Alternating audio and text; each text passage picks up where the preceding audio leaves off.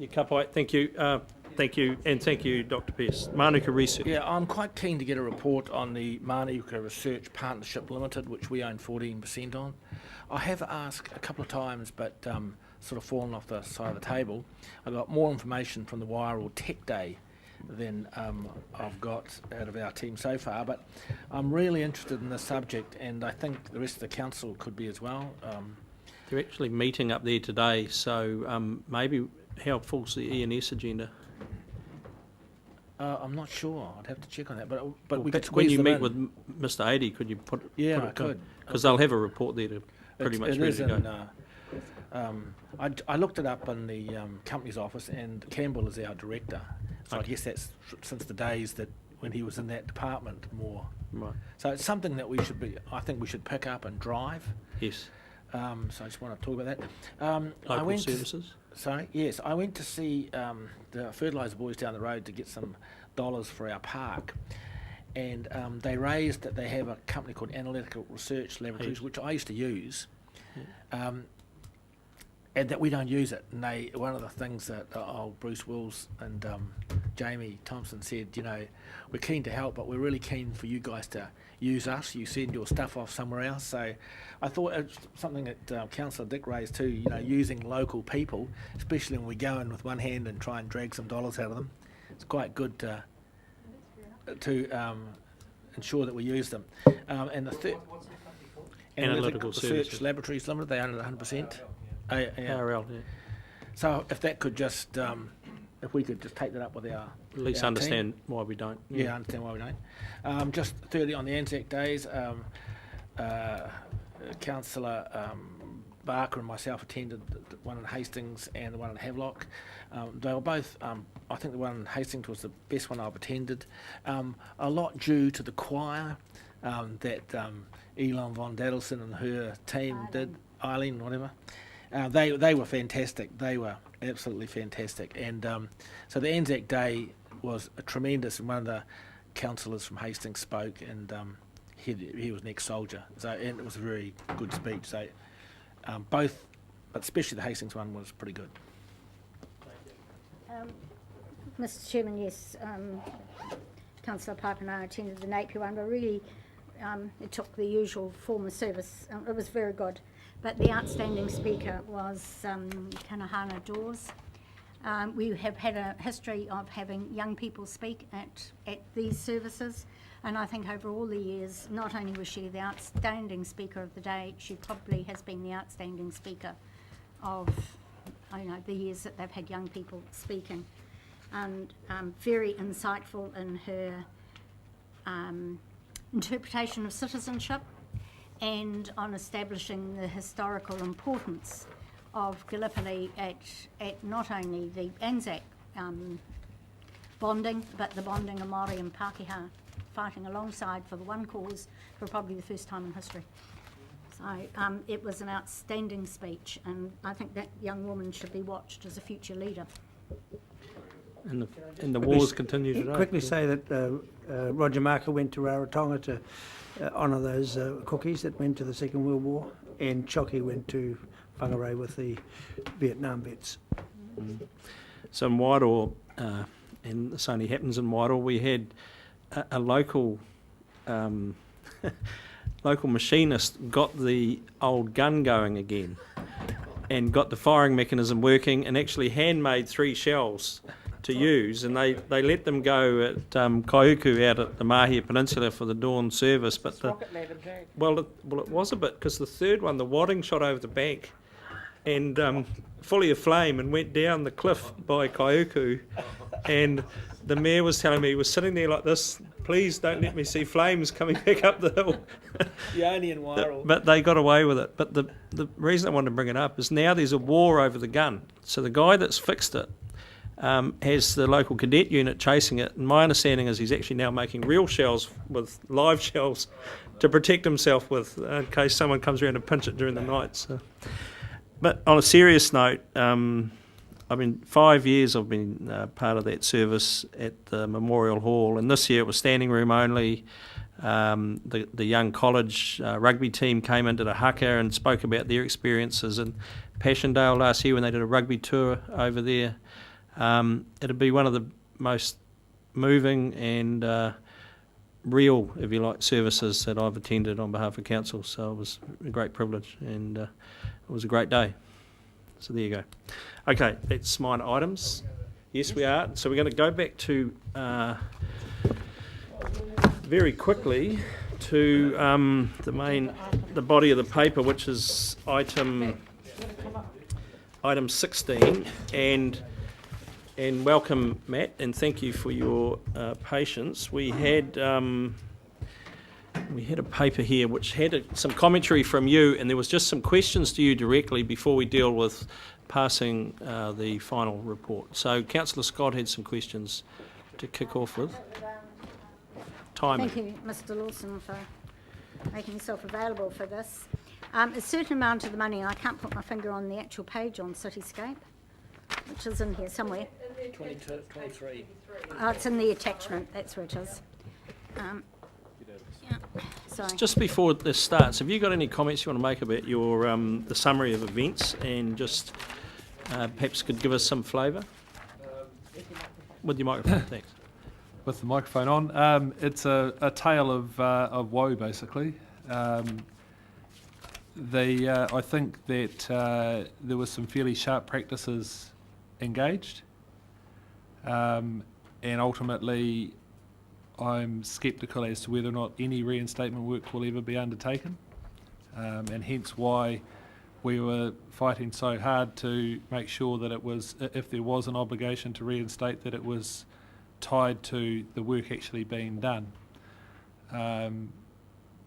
The work that was claimed to be required was vastly overstated, and the final quantum award is less than half what they were seeking. And I think the 307,000 that I've referred to in the report was plus GST, and the 134 work was inclusive of GST, but again that's tied to an obligation to actually do that work.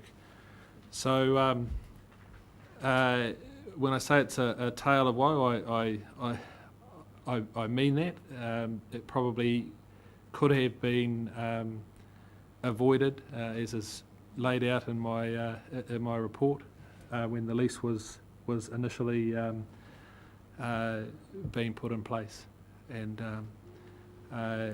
but I think there was an element of trust and sort of fair play that was present on one side but not on the other. So that's really all I can add. No, question. As far as I can read it,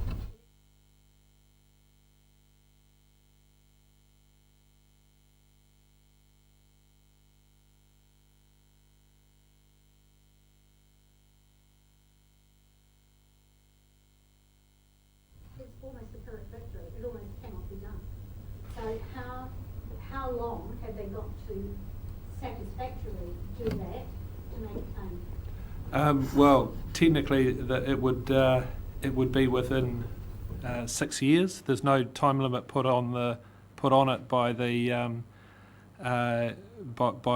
arbitrator's decision, but your limitation act limitations would be 6 years from the date of termination.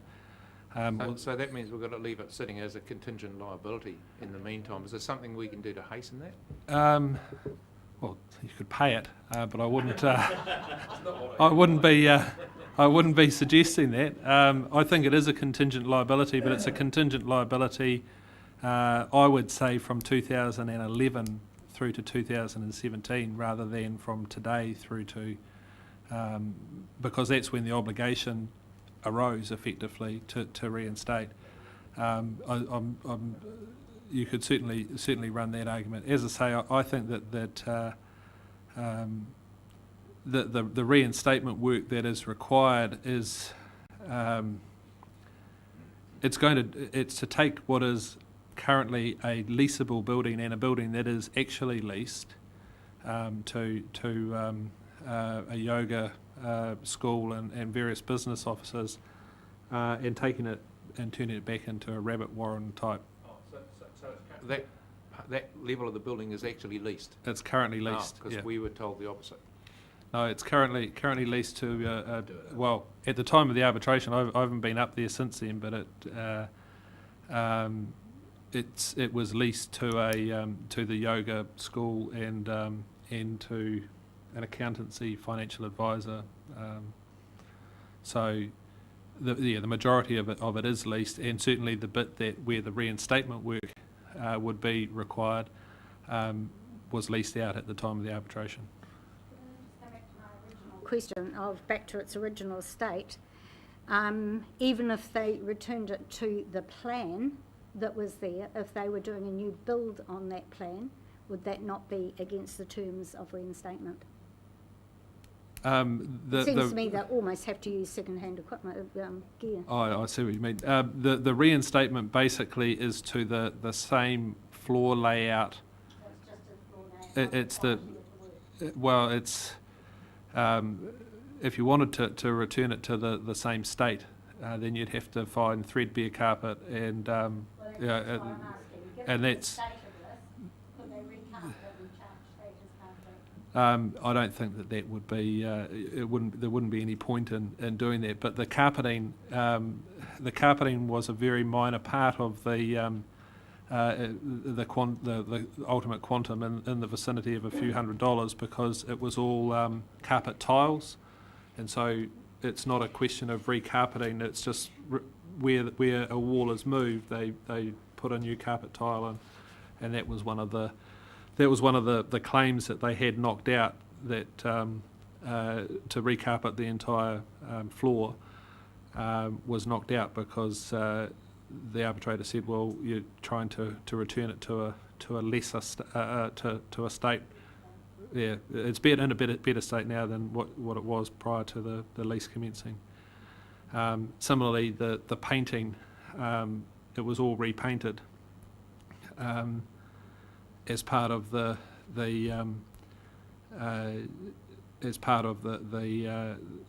work that was done, and again, repainting wasn't seen as being required for reinstatement either. So that's why the quantum came. They basically wanted a complete refurbishment of the offices, and it was knocked back considerably. Further questions? Is there any value in the assets, the refit, if we go and remove it and then on-sell it ourselves? No. in short, that it's by no means salubrious offices or premises by any stretch of the imagination. Just a question to the CFI.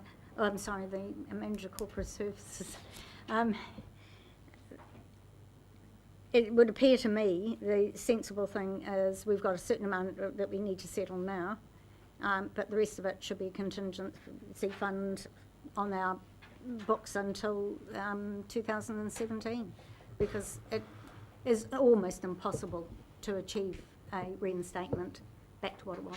Yeah, well, we either accrue it as a liability on the balance sheet or as a commitment. I would say that now that the court has found that the money is owed, I would imagine audit would want it accrued, but following up Matthew's point, we should have a bring up in at least 80 months' time and get it, write it back if indeed we haven't. That's probably the action point. You are satisfied about the 2011, we don't have to go and bat for that? Sorry, what was that? You are satisfied about the clock started ticking from 2011? Well, we don't have to bat for it? That's when the obligation to reinstate accrued, and the arbitrator's decision is effectively just declaratory of that. I mean, they could go through the process of having the arbitrator's award sealed as an award of the court, and that may kick in a different time frame, 6 years from the sealing, but they haven't done that. In terms of it's a contingent liability, but it's the contingency is well, the liability only arises obviously if they do the work and present invoices for that specific work. I may well be wrong and they go and reinstate it, but as I say, yeah, a tenant in the hand is. So Matt, just a couple of things. I just presume this collective of people that started off formed some sort of corporate body, and they had a proper lease, and so that's part. Wait, don't pound Yeah, yet. yeah. Because that's part of my. I'm just assuming all that happened. But secondly, who is Cityscape? Well, Cityscape is a company. It was Tania McFall. No, they're based in Wellington. Hence why they've used a Wellington solicitor at exorbitant costs. But Tania McFall and her husband are the company, and in terms of the arrangements with the lessees, I wasn't, and our firm wasn't involved in setting up the lease, but my understanding is that there was a lease that was basically, there was a lease that was put in the name of Napier City Council with a mirror lease to the other two entities on exactly the same terms, so that basically the three entities were tied into the same obligations. I don't think, in terms of forming a corporate structure or entity, it went any further. Well, it didn't go any further than that, as far as I'm aware. So the problem was that they signed the lease prior to actually doing the refurbishment. Well, it wasn't. The refurbishment wasn't even started, and whereas the original concept was that the premises would be refurbished and then leased. The lease was signed, and that was in what was in the heads of agreement to lease. The lease was signed prior to the refit actually commencing. In good faith, I'd have to say, but that was really the mistake in signing that lease and entering into possession before the refit was done. If it had been the other way around, there wouldn't have been an argument. And hence why in terms of all the concepts of fair play, hence why it really stuck in everyone's craw to have any liability whatsoever. And I'm sure this council's no different.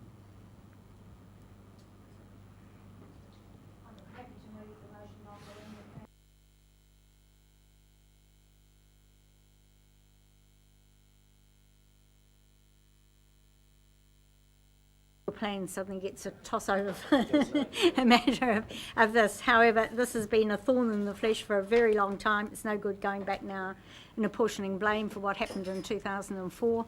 I think that the outcome has been well sought to get. It's just sad that we have to look at the costs, but certainly reducing the quantum of work and actually making it almost unattainable, I think, is again, as I said before, a Pyrrhic victory for the developer. And the sad thing is that you can't do anything on a handshake anymore. Dot your I's, cross the T's, and see that it's been signed. Yeah, just talking about the full report. I just want to congratulate Paul and the team anyway, because with the overs and unders and so forth, we've ended up with the same amount, haven't we? That we were facing going into the annual plan. So, well done. Further speakers? There being none, I'll put the motion. All those in favour, please say aye. Contrary, no. Carried. I declare the meeting closed. And invite you all to have a quiet cup of tea or a snoggin on your way out if you want. Noggin, rather. Sorry, not snug.